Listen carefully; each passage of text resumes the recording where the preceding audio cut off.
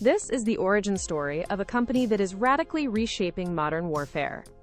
It all starts with its founder, Palmer Luckey. At just 19 years old, he was building virtual reality headsets in his garage, which led to the creation of Oculus.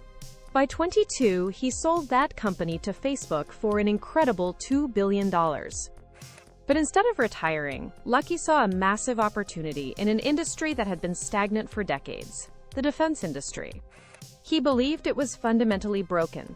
So in 2017, he teamed up with strategists and engineers from companies like Palantir to found Anduril. Their core thesis was simple yet revolutionary: to rebuild the arsenal of democracy by applying the speed and innovation of Silicon Valley to the world of defense. To do that, Anduril needed to do more than just write code. It needed to build things at an unprecedented scale. Enter Arsenal 1, their new hyperscale manufacturing facility in Ohio, which became operational in 2026. This isn't just a factory. It's a strategic answer to a critical problem. While a nation like China can build a destroyer in 3 years, the United States takes 7. Anduril aims to close that gap. The facility spans over 5 million square feet and is designed to produce tens of thousands of autonomous systems per year. Take their Fury drone, for example.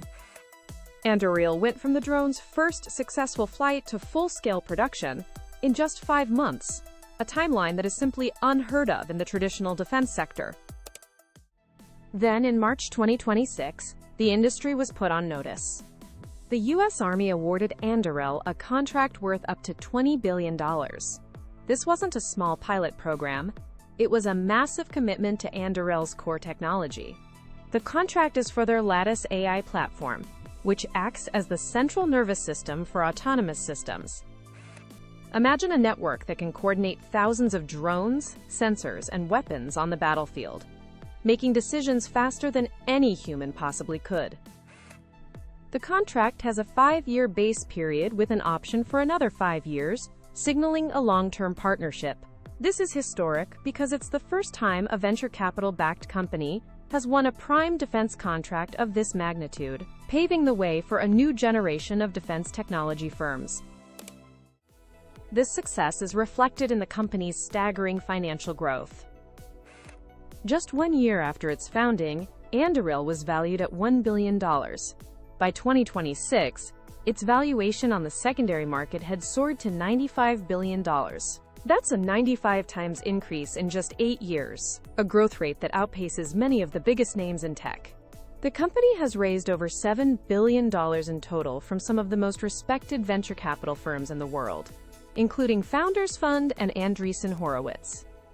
What's even more remarkable is that Anduril is still a private company with no immediate plans for an IPO. This gives them the freedom to focus on long-term research and development without the pressure of quarterly earnings reports. So what does the future hold for Anduril and the world of defense? The market for AI and defense is projected to grow to $29 billion by 2035, and Anduril is positioned to capture a significant share. Their ecosystem of products, from the Fury jet to the Ghost reconnaissance drone, are all tied together by the Lattice AI, and their manufacturing footprint is set to expand dramatically, with plans for 7 facilities at the Arsenal site by 2035. But this rapid advancement raises profound ethical questions. We are talking about autonomous systems that can make lethal decisions without direct human intervention. This forces us to ask, who decides when a machine is allowed to use deadly force? Anduril argues that developing these capabilities is essential for national security and deterring adversaries. Regardless of where you stand, one thing is clear: the future of warfare is being built today, and Anduril is at the very heart of that transformation.